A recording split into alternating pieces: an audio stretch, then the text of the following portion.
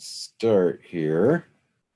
I'm going to just get going here because it's going to take a while to get through this. But, you know, I'm Craig Nelson, and this is our second Young Study Group meeting. And this time we're going to just read through the chapter on the conjunction, which is the last chapter of Mysterium Conjunctionis, which was Jung's last major work, and which really is related to some of his death visions that he had they ended on 4/4 of 44, April 4th of 44.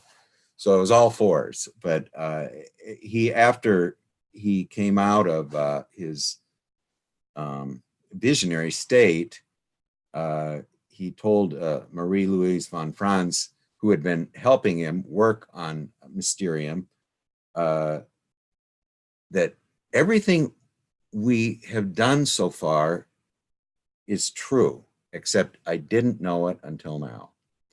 So, I mean, you can read about his death experiences, near-death experiences, in Memories, Dreams, and Reflections. But anyway, let's just get started, because one thing about any of Jung's works, but particularly Mysterium, is that it's like what Edinger described as a fruitcake. It's incredibly rich, and its contents are mysterious, but it's very rich. So, there's two ways of reading something. You can either read it very quickly and sort of be glassy-eyed while you read it, or you can read it in depth and really try to unpack it. And, I don't know of a chapter that is more,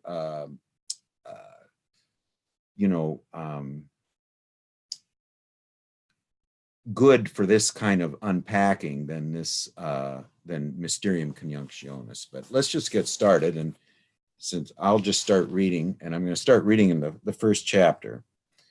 This is first paragraph. This is paragraph 654. And it is, let me just make sure we got everybody added that needs to be added. Okay. It's first of all, it's the chapter 6. It's called The Conjunction, and it's got a wonderful title of the first section, The Alchemical View of the Union of Opposites. So this is paragraph 654. Herbert Silberer rightly called the conjunctio the central idea of the alchemical procedure. This author correctly recognized that alchemy was, in the main, symbolical, whereas the historian of alchemy, Edward von Lippmann, a chemist, did not mention the term conjunctio even in his index. Anyone who has but a slight acquaintance with the literature knows that the adepts were ultimately concerned with a union of substances, by whatever names these may have been called. By means of this union, they hoped to attain the goal of the work, the production of the gold, or a symbolical equivalent of it.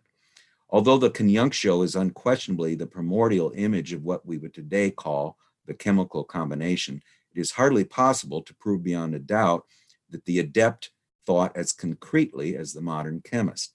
Even when he spoke of a union of the natures, or of an amalgam of iron and copper, or a compound of sulfur and mercury, he meant it as the same time as a symbol. Iron was Mars, copper was Venus, and their fusion was at the same time a love affair. The union of natures which embrace one another was not physical and concrete, for they were celestial natures, which multiplied by the command of God. The command of God means that it was an image from headquarters, from Central Station. When red lead was roasted with gold, it produced a spirit.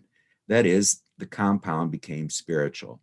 And from the red spirit proceeded the principle of the world. The principle of the world, remember, is not our world. This is the principle of the world that consists of both the realm of images and ordinary reality fused into one, where synchronicities occur all the time, you know. So this is the world the alchemist is trying to get back to. It's the one he came out of when he was born. The combination of sulfur and mercury was followed by the and death. By the combination of copper and aqua, copper and the aqua permanens, which was usually quicksilver or mercury, we think of only an amalgam, but for the alchemists, it meant a secret philosophical sea, since for them, or alchemical sea, since for them the aqua permanens was primarily a symbol or a philosophical postulate which they hoped to discover or believed they had discovered in the various fluids. The substances they sought to combine in reality always had, on account of their unknown nature, a numinous quality.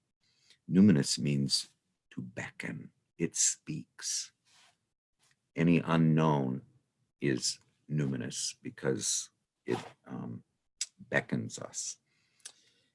Come here. You know, I have something to tell you. I'm an unknown. So they were substances which, like living organisms, fertilized one another and thereby produced the living being sought by the philosophers, which is, the Salvator macrocosmi, the savior of the great world, or it's also the Filius macrocosmi, which is the son of the great world. This was the object. It's of the union of opposites. The substance seemed to them hermaphroditic. Well, hermaphroditic means Hermes, Aphrodite. So it's the combination of Hermes, who's the medium between the upper and the lower, and Aphrodite, who's Eros, the goddess of love. So hermaphroditic is that it is combination of Hermes and Aphrodite, although Hermes tends to be, of a neutral gender himself. The substance seemed, and the conjunction they strove for was a philosophical operation, namely the union of form, which are images or images, and matter. This inherent duality explains the duplications that so often occur. Two sulfurs, inner and outer sulfur, two quicksilvers, inner and outer quicksilver, Venus alba, Venus white, and Venus red, aurum nostrum and aurum vulgi, which is, our gold, which is the philosophical gold, and the common gold. Okay, so just unpacking this chapter, since I'm not, right now I'm the only one here. The conjunctio is the production of the philosophical sea, okay? Conjunctio is the central idea of alchemy. Its goal is the symbolical production of gold, and by gold we mean the manifest self. Philosophical gold is to make the unconscious self, the latent self, manifest in our awareness, or at least its presence is there.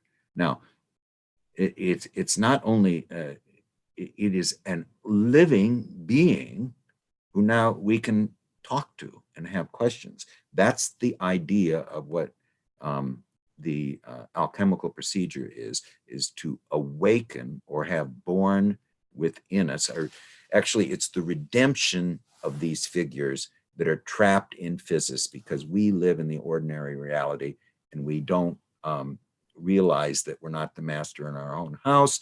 We don't dialogue with these figures, and until you dialogue with these figures, they can't come alive. You have to lend them your ego consciousness for them to become alive in your when you're awake. See, now they can be alive when you're asleep or unconscious, when you don't have any ego consciousness. Then they can send you the letter from Central Station, which is your nocturnal dream, which is an image that was sent, a letter that was sent to you by the self. I mean, this is, and the whole idea of alchemy is, and we'll see this later, is to take these images, to have a dialogue with the inner partner about these images and ask them what they mean.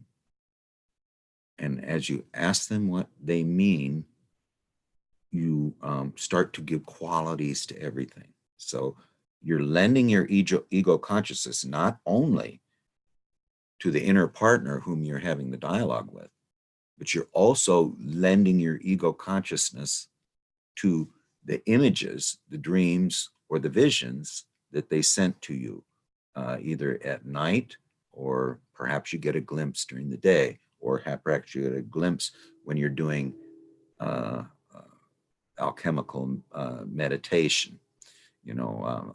As I said before, I tend to do two types. I tend to think that the visionary aspect doesn't have enough dialogue in it. And what I need now in my life is the dialogue aspect. So there is I take the image that I get in a dream. And well, first of all, in my meditation, I go down stairs. Okay. Uh, okay. I go down a set of stairs into to an underground area. Okay, and then after I went down what I think is one flight of stairs, I always like to turn to the left. If you turn to the left, you're turning towards the unconscious. Okay, so then I go down the next flight of stairs, and why, there's Inanna, the one who leads you down through the seven gates to the realm of images. Okay, there's Inanna, and she's leading me.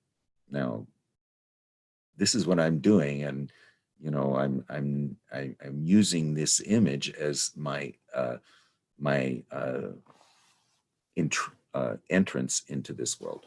Now, Jung imagined that he was digging a hole, so he would dig a hole, and I've tried this too. You dig a hole until your head is beneath the upper world. At this point, consciousness is below the surface. Okay, then I'm not sure what he did after that, but what I did was I would then go down and I would swim through the earth, until I found an opening, and I came out in an opening in a cave, and then I would go out and find out what's outside this realm. But as I say, these are too visionary for me at this point. Maybe someday I will be able to actually interact verbally with these images, these visionary images that you can get. And you always get these flashes of them, and you want to hold on to them when you get them. I mean, well, for instance, when I go through each of the seven gates, and through each of the seven gates, I remove a piece of clothing. And so does Inanna. This is what she did when she went through the seven gates. The idea is the first gate you remove something, the second gate you remove, and all on and on until the seventh gate, and then you come in naked into the world of images. And the idea is that's the extraction of soul. When in a dream, when you find that you have no persona or no clothing around you, you have hey, you're extracted your soul. So then I feel as if I'm one with Anima Mercurius, my soul, who I very rarely see because I think she is more the medium. She's the one who chose this, everything that happened. I didn't choose this. I didn't choose an Inanna. I didn't choose. Well, then I come out and I see Persephone, who's the, I have two, I try to talk to Persephone first. Now, Persephone is is the representative of the wisdom of receiving bodies. Sophia is the wisdom of creating bodies. So I try to talk to Persephone a little bit, and then suddenly I see someone sitting on the ground reaching up to me and trying to pull me down. It's Sophia. She wants me to sit on the earth with her. So she is the one who sits on the earth and says that you must sit on the earth as well to get her wisdom. You know, she's the one who sits on the earth. At least this is my myth that's developing. So anyway, let's just go on with a little bit of 654. The idea really is this: is in this chapter is the difference between the visionary mind, which is higher than the scientific mind, is in the idea of alchemy. That there's directed thinking, which is what has really informed Western man since really the Renaissance and the development of the sciences and the development of secular culture. It's directed thinking, okay? But before that, there was an imaginal thinking or a cluster thinking or something like that that was revolved around the images, and this is the visionary mind. And we're going to get into it a little bit more as we go. It's absolutely a wonderful, it is much deeper than you think, so we'll get into why it's a little deeper. But so what the visionary mind is trying to produce, or the alchemical mind, is something like a poetical myth, which is written by the images and the dialogue with the inner partner, which express the depths, and they redeem matter and make it manifest. Now you walk around and you're not just your ego awareness, but you now have the living presence and reality of the manifest self, which accompanies you, as you're going about your business. So anyway, that's I think the main idea of that chapter, that the substances are personified, they become living beings as the dialogue proceeds, and that's the idea of the first chapter is the conjunctio is the central idea of alchemy. Alchemy is symbolical. It's a symbolical union of substances whose goal is the symbolical production of gold, or the which is the manifest self. So let's go on to the next paragraph, which is 655. And maybe we'll just hit the highlights of some of these because they're fairly long. But 655, now this is kind of interesting. I like this chapter because it tells about what amplification is, because it's very important. It is therefore not surprising that the adepts, as we have seen in the previous chapters, piled up vast numbers of synonyms to express the mysterious nature of the substances, an occupation which, though it must seem utterly futile to the chemist, affords the psychologist a welcome explanation concerning the nature of the projected contents. Like all numinous contents, they have a tendency to self-amplification. That is to say, they form the nuclei for an aggregation of synonyms. These synonyms represent the elements to be united as a pair of opposites. For instance, there's man and woman, there's God and goddess, there's son and mother, there's red and white, blood and spirit, active and passive, body and spirit, and so on. The opposites are usually derived from a quaternio of elements, as we can see very clearly from the anonymous treatise De Sulphera, which says, this is a very famous little paragraph, thus the fire begins to work on the air and brought forth sulfur. Then the air began to work upon the water and brought forth mercurius. The water began to work upon the earth and brought forth salt. Sulfur is active, mercurius is the medium, salt is the passive. But the earth, having nothing to work upon, brought forth nothing. So the product remained within it. The product is the production of sulfur, the active, mercurius, the medium, or salt, the passive. So the product remains within it.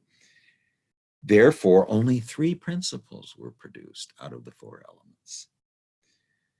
And earth became the nurse and the matrix of the others, okay, of sulfur, mercurius, and salt. So from these 3 principles, were produced male and female. The male, obviously, from sulfur and mercurius, the female from mercurius and salt. Okay, so you've got 4 elements that produce 3 principles. 3 principles produce a pair of opposites, a binary of male and female. Okay, then together, male and female bring forth the incorruptible one, the quinta essentia. Okay, so the incorruptible one is the eternal being. This is the manifest self, which now is residing in your ego consciousness that you lent it. So this 4 elements, 3 principles, and male and female, and then the incorruptible one is really an analogy of the alchemical process and the process of the inner dialogue or the dialogue with the inner partner. I say inner dialogue. It's not an inner dialogue. It's a dialogue with an inner partner. Okay, and that is what we don't really get it yet, but it's this is what happens. Okay, and the 4 elements, I guess, are what you'd call the prima materia. And then 3 principles are then you extract from the prima materia these ways of moving forward. And there's 2 ways of moving forward. There's the active way of moving forward, and then you have the brooding or incubating way of moving forward. So you got the active male principle, which flits around and fertilizes flowers like bees, and then you have the passive principle, which broods and incubates and brings forth life, is the life bearer. So that was brought forth from the prima materia, which were the 4 elements. 4 elements came out of the one where nothing happens, the mountain, mountain wherein lies all knowledge, yet no differences or distinctions. It's the mountain of no differences. So out of that comes the 4, out of the prima materia, out of the 1 comes the 4, out of the 3 comes the pair of opposites. The pair of opposites then produce this manifest self, which now exists in your ego consciousness because you lent it the power of amplification. But anyway, let's keep talking about these synonyms because they're beautiful.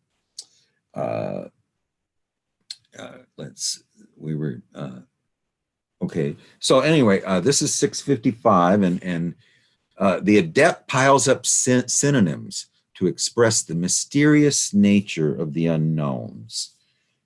This chapter really addresses the nature of amplification, of the creation of meaning from synonyms, from amplification. Synonyms express the mysterious nature of the unknown substances. You really get at the nature of what an image is. An image is an amalgamation of synonyms. Okay, it's an amalgamation of, you take an image, and what you want to do is from the image is to create a symbol. So you get this letter from the self in your dream, and you discuss it with the inner partner. What does this mean? I had a dream. Now, in fact, I had a dream about amplification the other day. I think sometimes these dreams feed in, or there's two aspects of alchemy. One is reading. The assiduous reader will notice that the two aspects are reading, and the other one is meditation. Meditation is a dialogue with an inner partner.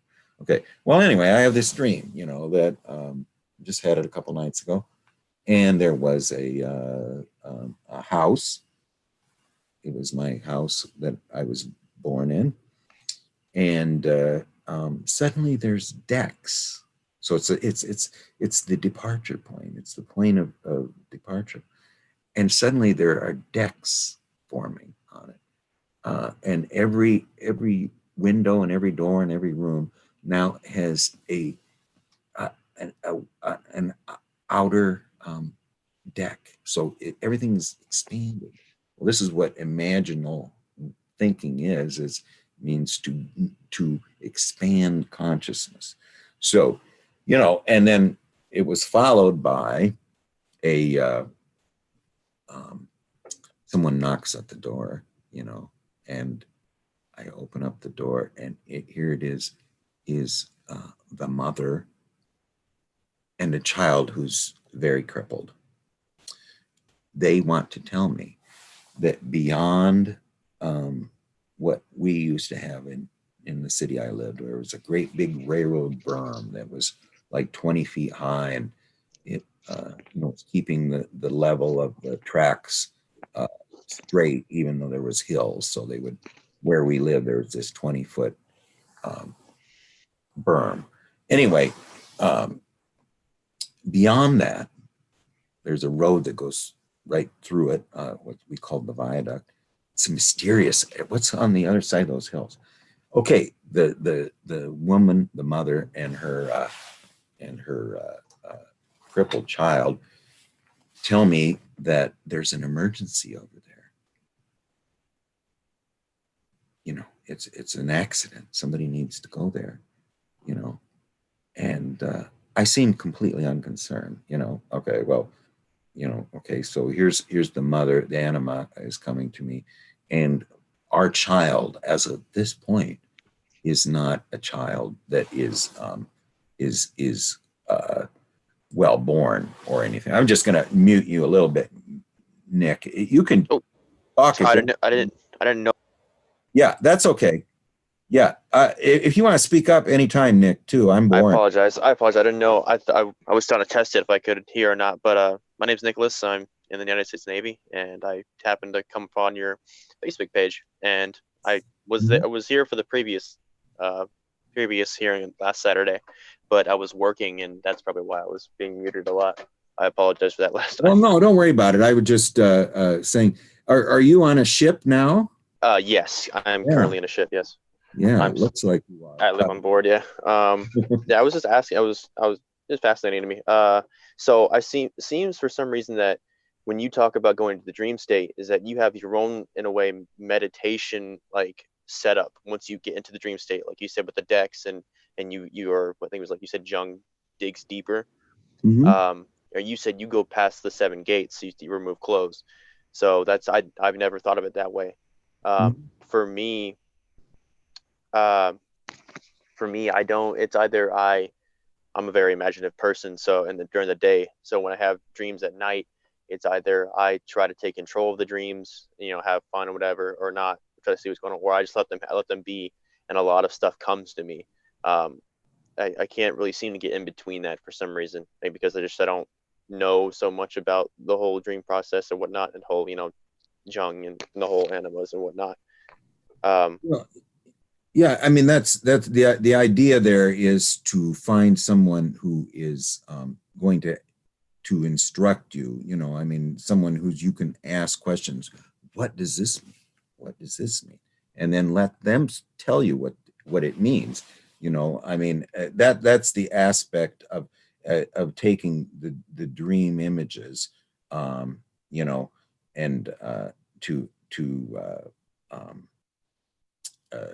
I mean, I don't know the way I do it, and maybe you can re-describe what you were saying is, first of all, I just a second here. Oh, look, it's Myles. Hey, a new person. Hey. Yeah, Myles is here. Well, anyway, what I do is first of all, okay, I wanted to mention one thing. This is a really interesting thing about this deal of active imagination. Uh, they're describing three different types of people, okay, that have active imagination. There are the ones with the ropes, okay. Then there's the hey Myles, how are you? Can you hear me? Yeah. Yes, I can. Yes. Okay. Good morning. Well, good morning, Myles. Yeah, I've worked with Myles quite some time now here, but this is Nicholas, and he's on a ship on the U.S. Hi, Myles. Navy right now. Hey, Nicholas, great to see you. Whereabouts are you? Out in the water somewhere? I'm actually at Norfolk. I'm in the yeah, you're the one I'm seeing. Don't tell anybody. Yeah, yeah. I'm All right. just. What's up? That's terrific. Nice to meet you. He's in Calgary, Alberta. Nick or Myles lives in Calgary, Alberta. So he's Oh, nice. Yeah.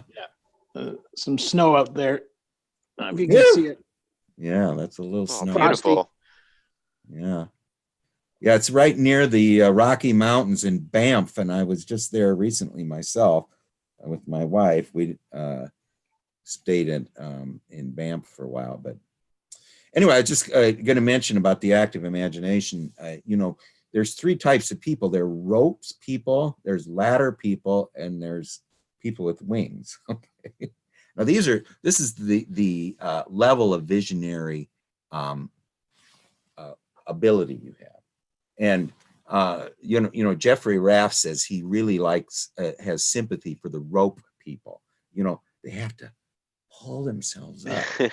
So it's really difficult. But if you just keep at it, it's you get somewhere. You just got to keep at it. I'm getting a lot of sunlight in here, but then there are the ladder people. Now the ladder people climb up the ladder to get to to the next world, but it's got they got to carry it around with them, and but yet it has purchase on the earth. It has a platform on the earth, and then there is the that's how they get up to. There's an opening in the upper room, so this is the way they get into the imaginal world. And then there's the wings people. Okay, the wings people can fly up there without any problems. And but sometimes the wings people don't have to work as hard. Now, so sometimes they get a lot of images and a lot of visions, but then how do they integrate them and understand them? Where the rope people, are doing a lot of work, and as they work, it's just those three. I think I'm kind of a rope ladder person. I'm somewhere between the guy with the rope and the guy with the ladder. Right. But anyway, I mean, I was just mentioning this thing about the amplification in this thing is that the idea is this. He says this is from Chinese thing. The way is long and obscurely mystical, at the end of which yang and yin come together. Well, when yang and yin come together, this is the point at which synchronicities occur. Now, the idea of having synchronicities occur is not just to be overwhelmed by them. I mean, this is the idea of that we can experience the union of the imaginal world and the ordinary reality world in our daytime experience. I mean, but this takes a lot of this this dialogue within her partner and amplification of the images. But when they say the way is long, the road is long, the way or the road is that of amplification. So there's actually three aspects to this. One is the reading aspect. If you read of people who have done this before, that would include Jung, and it would include Marie-Louise von Franz and Jeffrey Raff, and a lot of these people who were working with the wisdom. that Jung pretty much rediscovered, because this is his way, is the way of alchemy. If you can do the reading, so now you have somewhat of a structure of how this all works. Then Right. you do the meditation for about 10 minutes, and like I say, the only meditation I do is is going down through the 7 gates with Inanna, and coming out with having gone through the 7 gates, and speak briefly to Persephone and briefly to Sophia, just asking how they are. Then I take 10 minutes to do that, and then I spend the next 20 minutes doing what you were doing, Nicholas. But I would have my dream written down, and I would kind of break it down into parts. Now, this is what they're talking about, amplification. So this is really the third ability, is to create, to amplify these images, to give them synonyms, to try to expand them. And the idea here is to take this fleeting image that you got from a dream, that sometimes you're just so lucky you remembered it, because sometimes you don't remember it until a few minutes after the or maybe an hour later, something reminds you of the dream. Or you'll forget and it'll pop up at another time.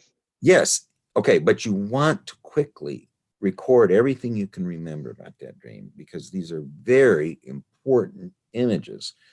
Remember, this was sent to you by God or the self, or Right. the center of the imaginal world. So every aspect of it is important.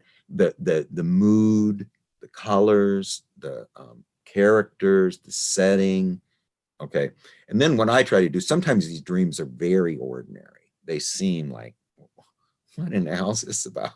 So I was working at my job, and somebody came in and gave me a big pile of work. Okay, well, try to rewrite it like a fairy tale.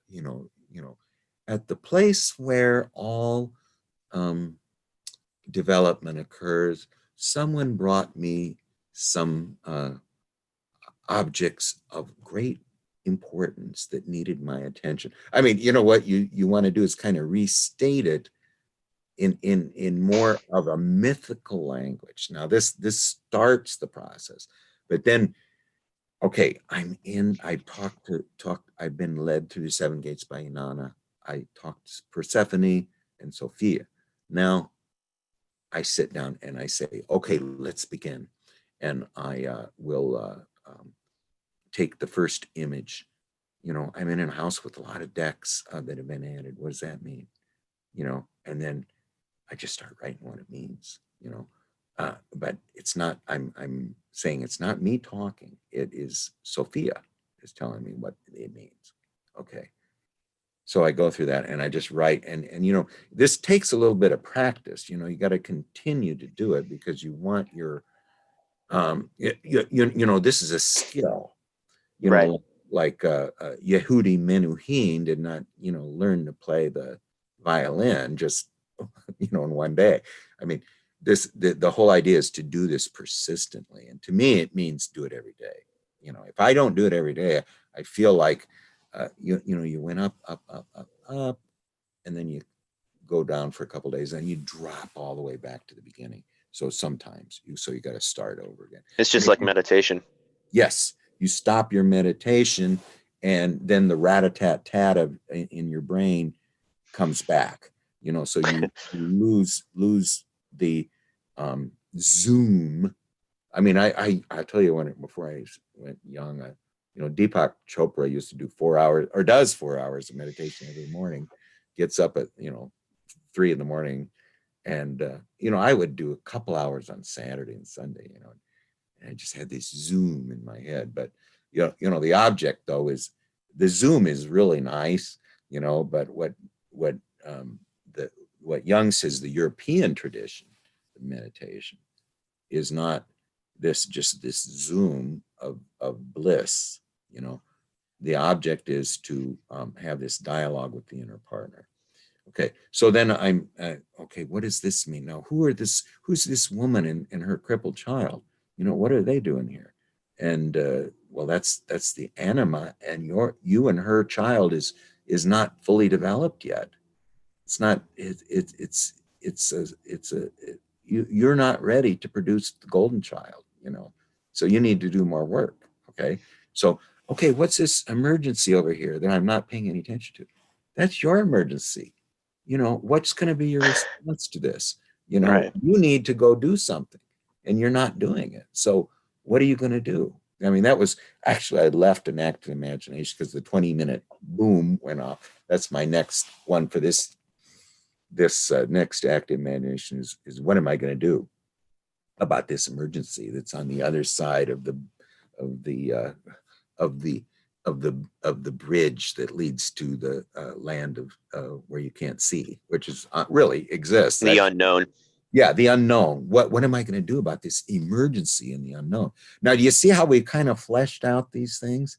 Now, what's even more helpful then is to, and the whole idea of this is, Jung says that the images long for the light. These latent images long for the light, and you'll know this, Myles, too. In the the soul says, he says, don't reject me because I'm dark and trapped in the mire. I'm living in blackness. This is the condition of the latent self. I mean, because we're neglecting it and we're ignoring it, and she's calling to us. So these images long for the light, So if you can draw the dream and color it, I'm going to draw my house, and I'm going to draw this woman and the crippled child. Then I'm going to draw the emergency, which I haven't resolved this yet. What is the emergency and how am I going to respond? So I would draw all this on the dream, and then I would add color to it, and I would do it sort of, without thinking. You don't want to have it be too willful. And then you see what colors there are. Okay, so now you've concretized and brought into the light the this letter from the outer world. Now, see, as you're doing this, you're creating your own personal myth. You're starting to create a symbolic system which belongs only to you, and it's leading somewhere. We don't know where it's going to lead yet, because see, when we did this drawing of it, we changed ourselves forever. After we did this drawing, you will never be the same. I mean, you've actually transformed because your awareness has changed. Sometimes when you see that colored piece of paper now, you can say, I can remember the mood of that dream. I can remember my feelings in that dream. And I can and I feel like right now I have these vibes anyway, that it's the blessed time. I mean, there's something in here that's revivifying. Really any image from the inner world is revivifying. I mean, there's an object of it that, and this is the synchronistic aspect. I mean, what really is, behold, I make all things new. Well, what is new? New is when when ordinary reality and the world of images fuse. They create something that has never been seen before on land or sea, and this is the symbol of meaning. And, Aniela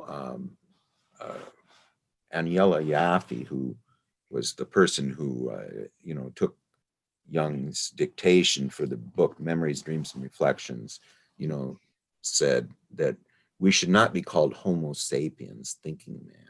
We should be called Homo mythicus. We're meaning-making man. I mean, this is really our purpose. If we can ever get out of the conscious attitude, this is one problem I have with Jungian analysts or any analyst. They tend to want to just talk about the conscious attitude, like, how am I? How do I feel today? Well, this is kind of the egocentric way of doing things. And Marie-Louise von Franz talks about this. Now, this is the object of how not to do analysis and how not to Craig, do. Yes. Craig, just before you go on, you're talking about symbols and making things new again. And I'll just share a very quick story. Yeah, sure. As you know, I'm very concerned about our existential threats. That's environment, nuclear war, the list is long. And Einstein said back in 1946, if we don't change our way of thinking, or essentially our level of consciousness, civilization is doomed. So I'm grinding on that constantly. So what is another way of thinking other than what I've been born into? And it dawned on me, well, I have indigenous neighbors who I don't even know, because society essentially put them onto reservations and made them invisible to the wider Canadian public. So I thought, well, let's reach out to them. Anyway, let's cut to the chase about symbols. So the Canadian flag consists of two red rectangles with a maple leaf in the middle. And it dawned on me, the maple leaf has got to be representative of the indigenous people, the First Nations. And that came to my realization when I heard faith keeper Oren Lyons of the Onondaga of Upper New York State once in an interview that I shared, his seminal interview with Bill Moyers in the 80s, I think it was. And he says, well, the maple is considered to them to be the leader of the trees. And I thought, well, that is just totally synchronistic with, what I'm seeing in this flag that I never really looked at before. And strangely enough, my neighbor right across the way, about a year ago, puts up a flag on the pole in his backyard. And when I'm sitting in my chair upstairs, I look right out at that flag and I can meditate on that. And I can start to make all sorts of additional realizations as more and more information comes to me. So just one final example, John Vervaeke of the University of Toronto, professor of cognitive science and psychology, and a Buddhist, among other things. He's talking about framing. And now I'm seeing the flag as, okay, that's representative of, say, the little frame of red on the left is where I was. And the larger frame is actually the entire perimeter of the flag, which has to incorporate the Indigenous people truly as the First Nations of Canada. And thereby, we have much to do with respect to truth and reconciliation here. And to have people reimagine what that flag means is where I'm being drawn to make it something new that people have never seen before. And I'm only saying I see it because of the grace and the gifts of others, right? My creation story is the creation story of everybody who's around me telling me stuff and the people from the past. Thank you. Yeah, well, I would think just in the Jungian approach to what you're speaking of, the way to change the universe is to change yourself first. The idea is so maybe the impetus for you to go talks to the Indigenous peoples of Canada is also is your inner self telling you that their wisdom, you know, would be useful to you. And sometimes if you're living in a land that shaped the Aboriginal peoples, you're being shaped by the same landscape that shaped them. So now that aspect of, of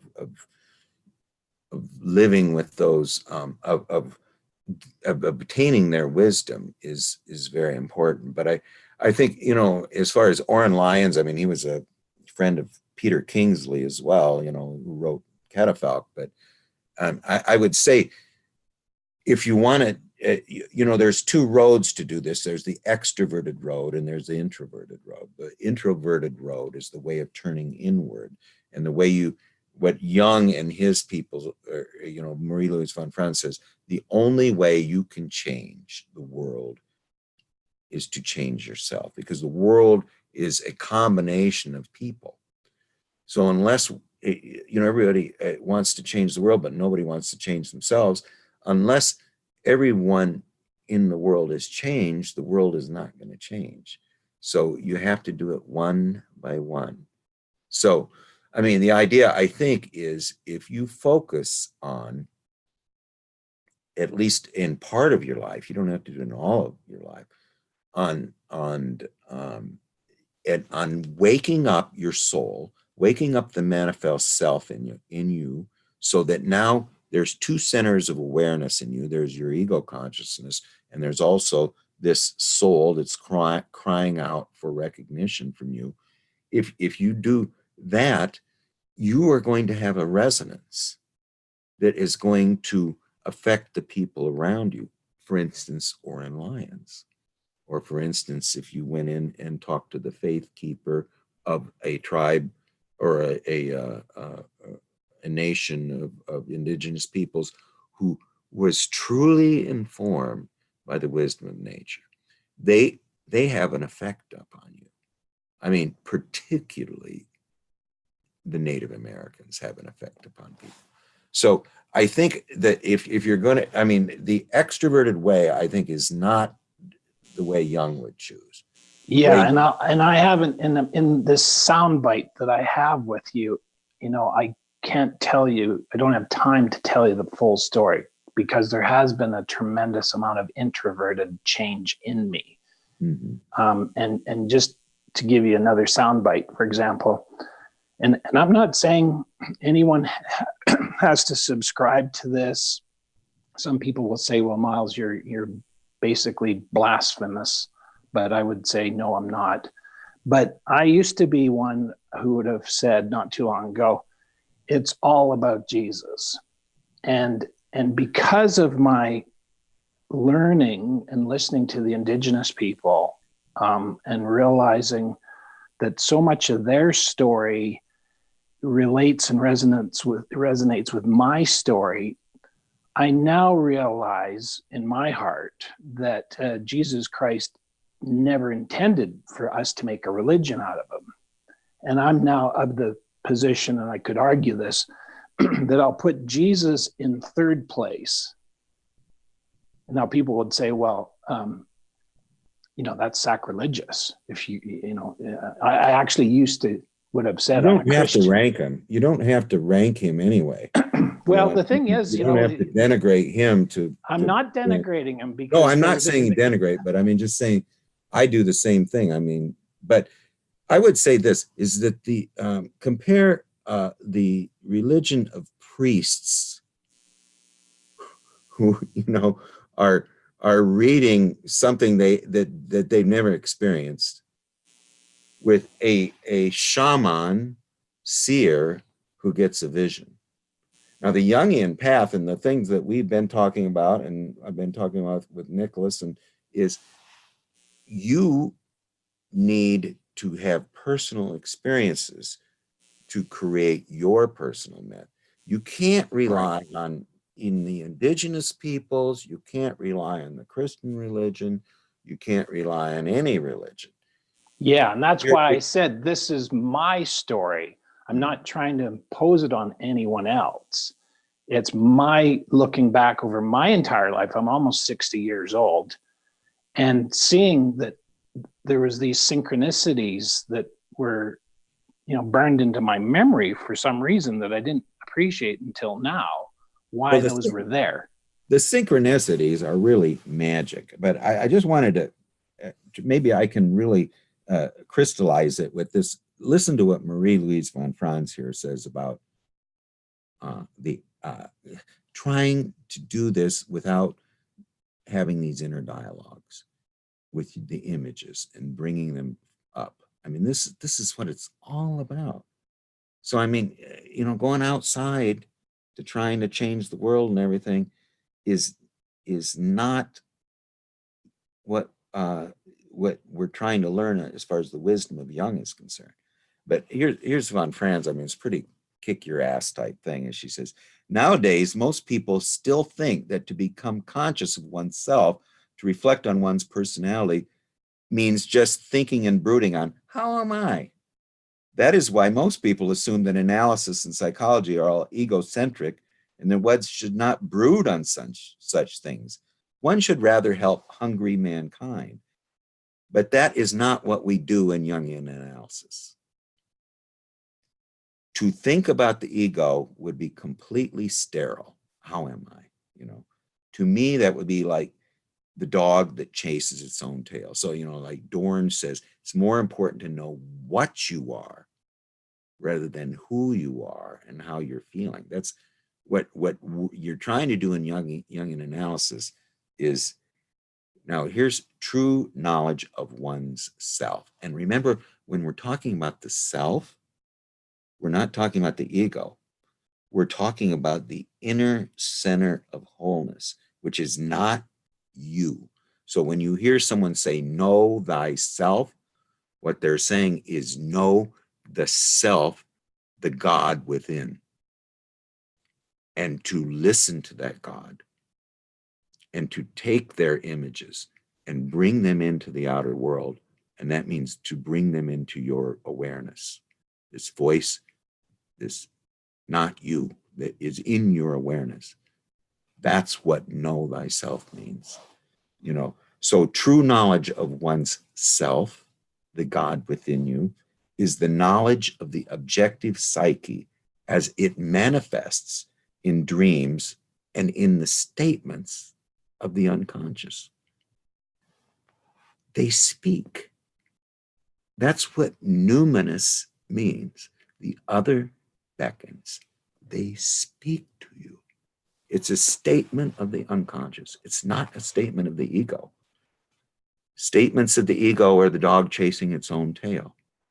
If you want to know who you are or what you are, you need to have knowledge of the objective psyche as it manifests in dreams and the statements of the unconscious. Only by looking at dreams, for instance, can one see who one truly is. They tell us who we really are. That is something which is objective.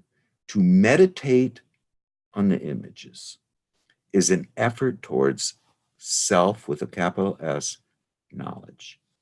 Self-knowledge, knowledge of the self, knowledge of the God within, because it is objective and not in the interest of the ego, but in the interest of finding out what I am really.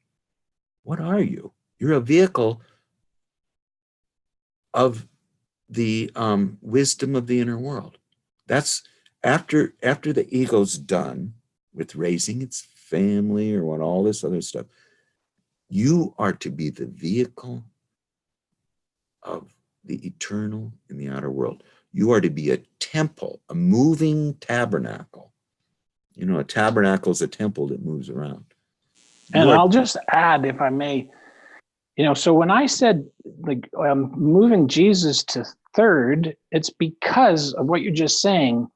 And again, it doesn't denigrate him because, as the Bible itself says, the last will be first. So when I put him at third, I'm actually moving him first But first is actually this concept of this inner self that you've described, the God within, and the God within, and then to me, then number two is me and you.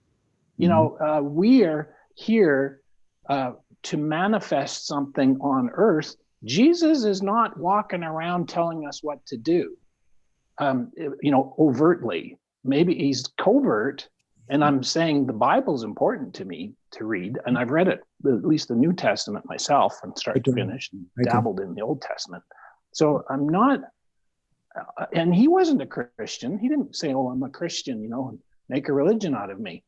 The word Christian didn't even exist when he lived, right? So that's where I want to just clarify. I totally agree with everything you said. Well, one thing I would say about Jesus is that his experiences are not your experiences. I mean, the idea of Jungian psychology is to have your own experience of the God within. In other words, and the way you do that is lending your ego consciousness to your dream images. Know thyself, know the self that's within. The way you do it is to take the images and to make them real in the outer world. And this, this is the fusion of the imaginal world, the world of images, which is the inner world, is the next world, is the world of images. Is you're fusing the world of images and ordinary reality in your awareness. Now, the way you do that is to awaken the God within. The way you awaken the God within is to lend them your ego consciousness through a dialogue with an inner partner. And you dialogue with the inner partner about whatever the images of the dream are, you know. So anyway, I don't know if there was anything else I wanted to read here. Is Dorn said the same thing, namely to know oneself is to know not who one is, not that you're Dr. So-and-so who lives in such and such a way and such has such and such a character. Anybody can see that. Rather, it means knowing what one is. That is the meaning of the word quid in Latin. And by that, seeing something objective, which is not identical with the objective ego. Dorn goes on to amplify that more clearly by saying, on what one depends on and to whom one belongs and to what end one has been created. I mean, so anyway, I'm just saying that the Jungian way, the way of Jung, is this way of taking these images, making every time you take an image and you lend it your ego consciousness and you give it synonyms and you amplify it, you know, the way is very obscurely mystical to the union of yin and yang. The way is the road of amplification. How are you, Tim? Good. Yeah, we're just kind of finishing up here, I think, but that's okay. But anyway, anyway, I mean, we'll get back to this next time. I mean, we can talk a few more minutes though, for sure. But we're just kind of going through. What do you think, Nicholas? You were mentioning your dreams. What do you think of the possibility of trying a dialogue with an inner partner about images? I don't think I've actually ever tried that. I do know when you talk about the world of images, that's actually like in a way a spiritual plane of images, because we have the collective unconscious. Everyone has their images, and that actually goes to that plane or that world of images, and that's where everything comes from. Because sometimes you'll see stuff that you will probably never have seen in your life before, like, you know, Greg, how you were talking about the mother and the child. Maybe before you might have, you know, they could be a completely different mother and child. And you would never know, or you wouldn't have known because you never saw it. But that does pertain to you. I'm not sure. Like I really haven't tried that. I've gotten to the point where I've gotten used to. I'm surprised how far I've gotten. Noticing, just letting things happen within the dream, so I can gain as much information as possible. So I mean, what do you mean by inner dialogue with All the right. Well, let me just say that if you want to really learn about Jung, okay, and you want to really know what Jung's all about, it is really, I would say that this is the lesson for next week if you want to give it a try, okay? Okay, you take a dream image, any dream, just take a dream, okay?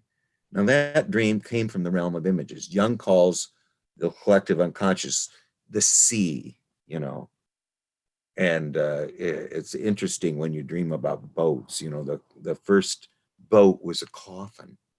People would take and when someone died, they'd put them on a log or in a hollow log and let them go out to the sea. Where are they going out to? They're going out to the realm of images.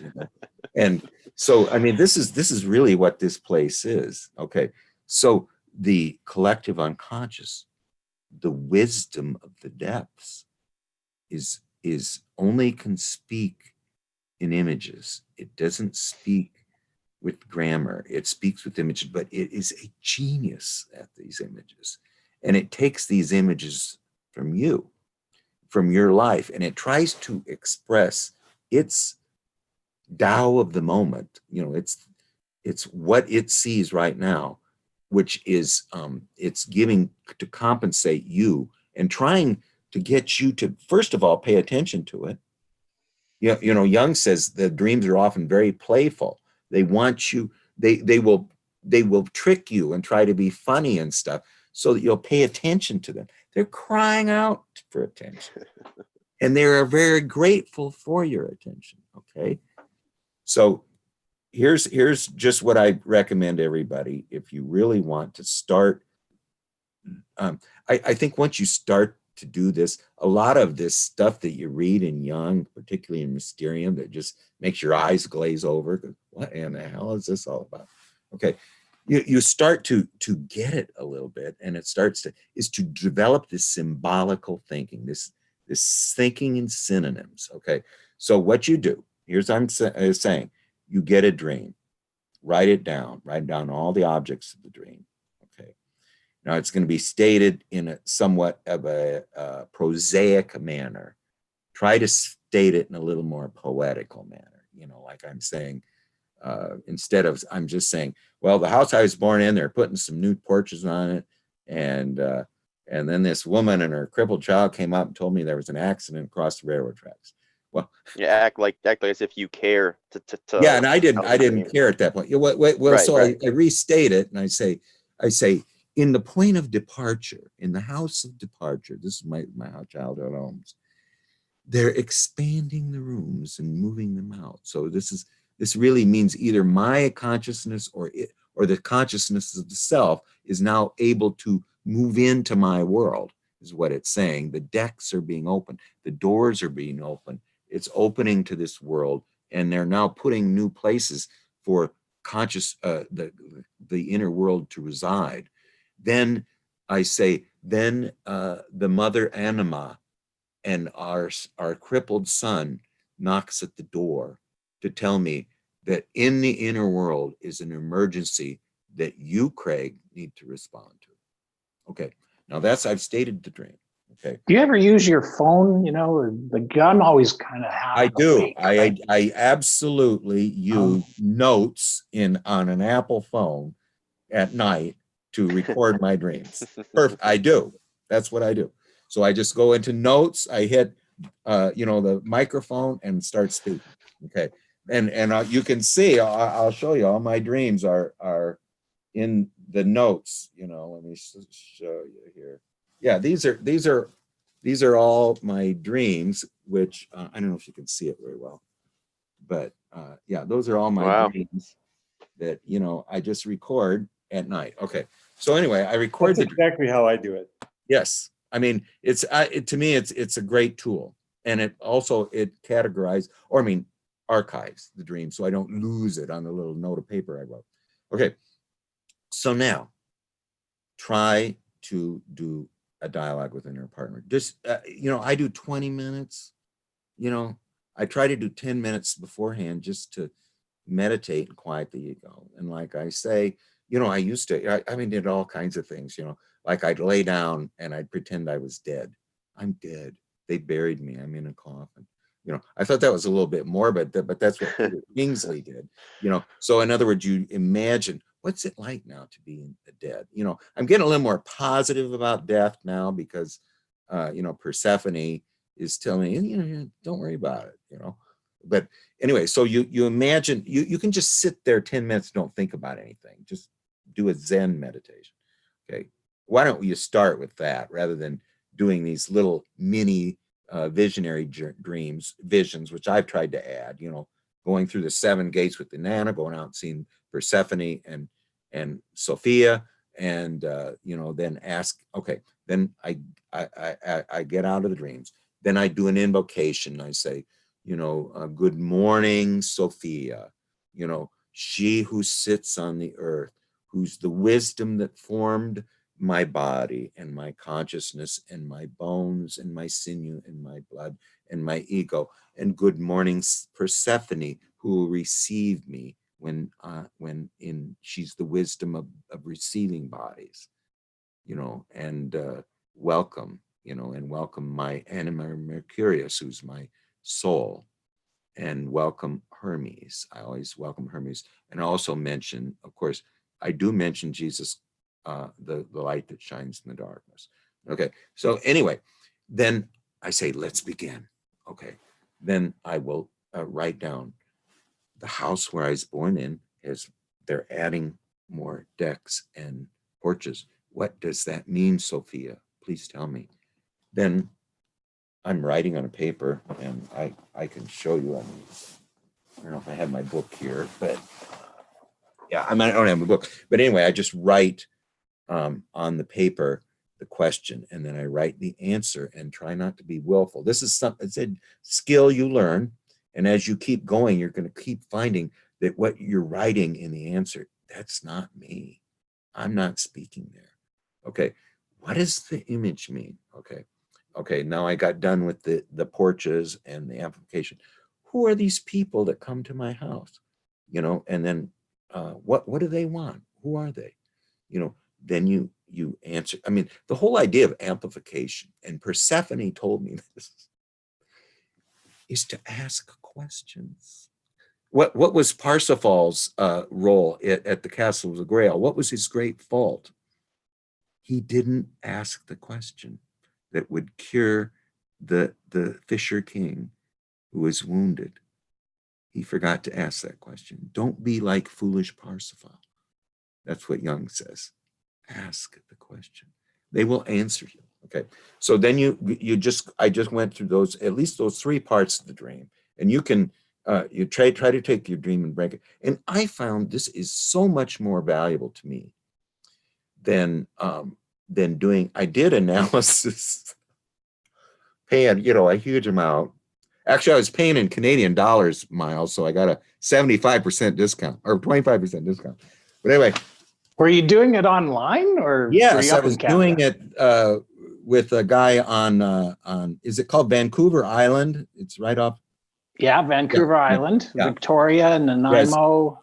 Campbell River. His name's John Betts. Look him up. He's got a lot of good podcasts.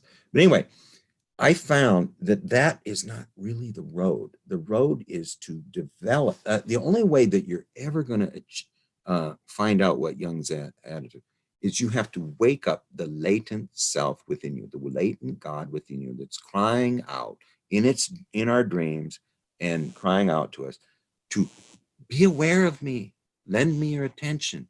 And if you find anyone like to me, I will give into your hands the morning star. That's what she says to us. Craig, yes.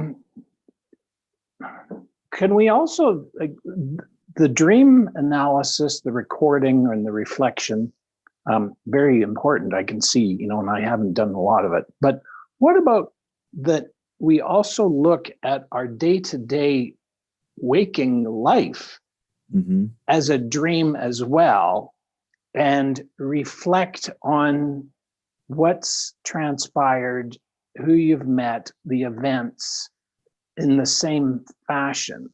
Well, you so can do that. I mean, that's actually, it would be what you would call more shadow work, though. I mean, that would be to be aware of those compulsive behaviors in your life that you're unaware of. My unconscious function is I'm an introverted intuitive. So my unconscious function is extroverted sensation. Okay.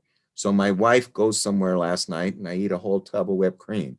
I have no idea what I'm doing, extroverted sensation. So that's where my shadow lies.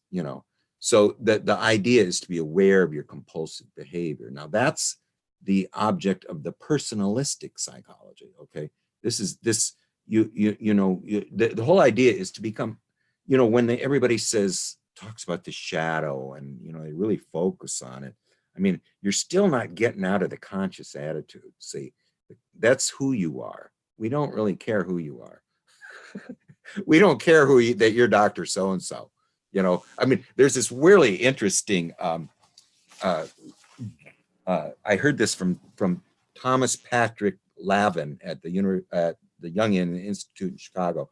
One of his patients had a near-death experience, and she goes in, and this voice says, "Who are you?"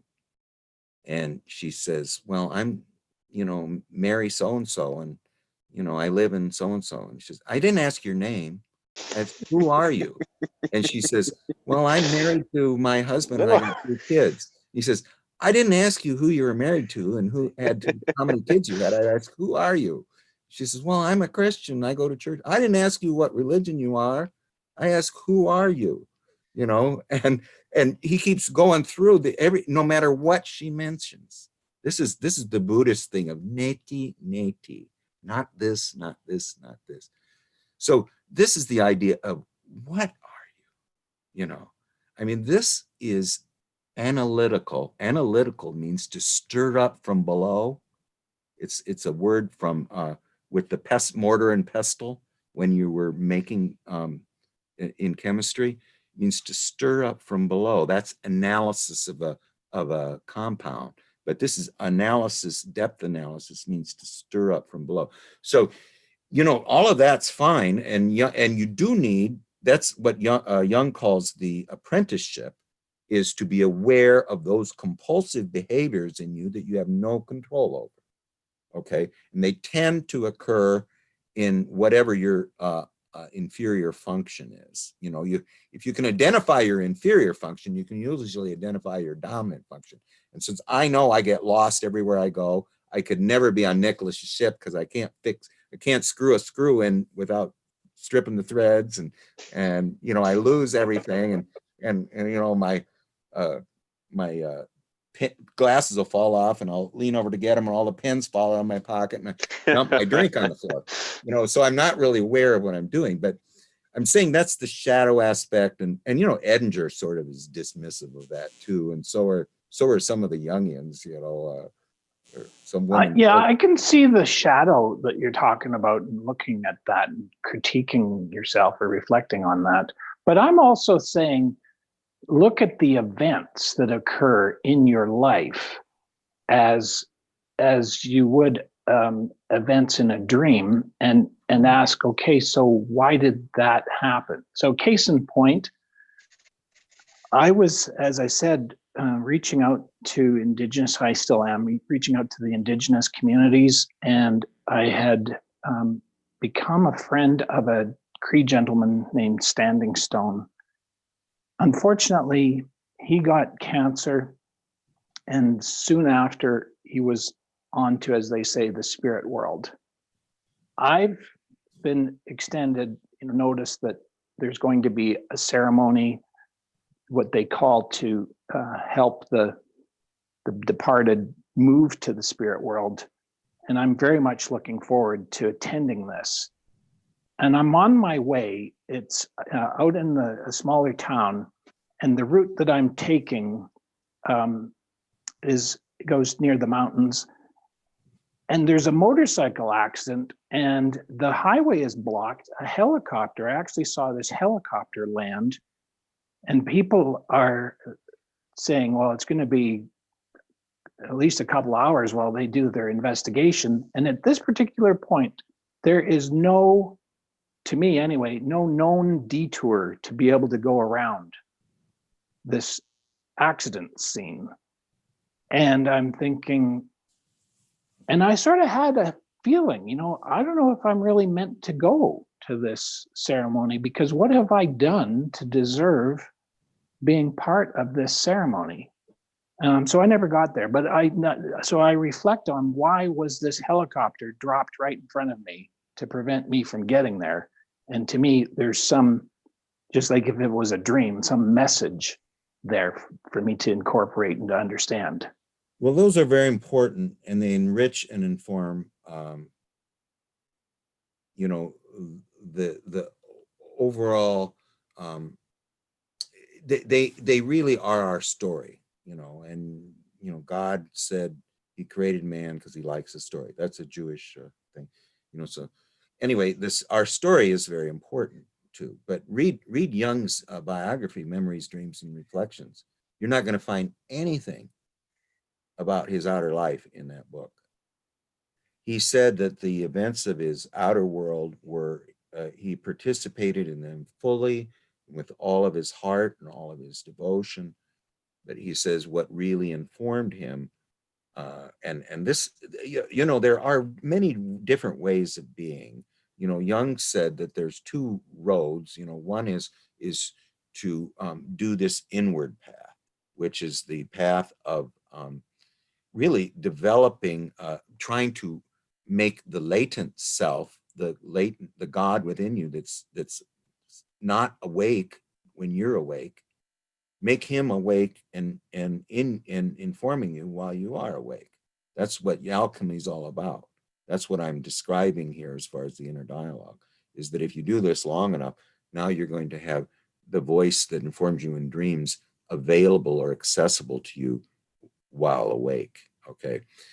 But this is the road of alchemy. Okay. The other road, he says, was to live your life with utter devotion. This is living in the present, living in the now, and just to throw everything you have into it. And if you do that, sometimes there is, and I think you would know a lot about this, Tim, is that there's a voice that's informing your hand as it's moving on a canvas or whatever. There's that is living life with utter devotion. But what I'm really speaking to, and what is trying to flesh out is the way that Jung is the inner wisdom of Jung, the esoteric wisdom of Jung, and this really involves, and I'm saying, really, you try it, you'll like it. Okay, is doing these inner dialogues with an inner partner. I always say that the wrong way. A dialogue with an inner partner that you develop after you do a few minutes of quieting the ego about images, not about your outer world, but about your inner world. If you do this long enough, you're going to find out, why would I want to do that? It doesn't make any sense. You will find this is what numinous means. Numinous means the other beckons, the other speaks. It's not going to speak unless you lend it your voice. Consciousness. Yes, you lend it your voice. How do you lend it your voice? You write a question and then you give it your hand and give it your waking to answer. And it will answer. And if you do this long enough, you're going to find wisdom in there that you won't get anywhere else. And it's a wisdom that's meant only for you. And it also leads somewhere, because after you do this thing, you're different now. You're not the same person you were before you went into that inner dialogue. But the inner world responds. the inner world is grateful to you for lending it your attention. And it responds with an image. I find, since I've started doing active imagination, since I stopped doing analysis about a year ago, all my dreams have to do with this work that I'm doing here. And they give me, here's the next step. Boom. Let's talk about this one. And they're often very condemning, but the idea is your child is crippled, Craig. Why is your child crippled? Why do you got a crippled child? What's wrong with you? Your child's not the golden child yet. Okay. And also, why are you ignoring these emergencies that are happening in the inner world? What's going to be your response to these? So anyway, that's what I recommend to you.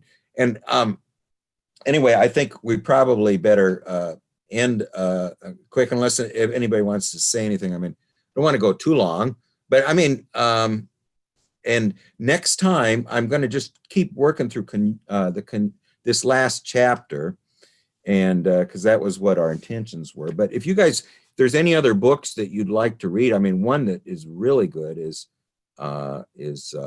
Jeffrey Raff's Alchemical Imagination. And he really tells us how to do it, and tells us what it's all about too. Why would we want to do this, and what is it going to lead to, So anyway, I will, why don't we, I'll be here every Saturday at 10 a.m., whether I'm talking to myself or not. Okay. All right. Yeah, Well, we'll see you guys next time if you come. All right. All right, cool. Have a good day. Thank you, Greg. Okay. Thanks. Bye, everybody. Take care, Nicholas. All right, see you guys. Thank you. Bye. Bye-bye.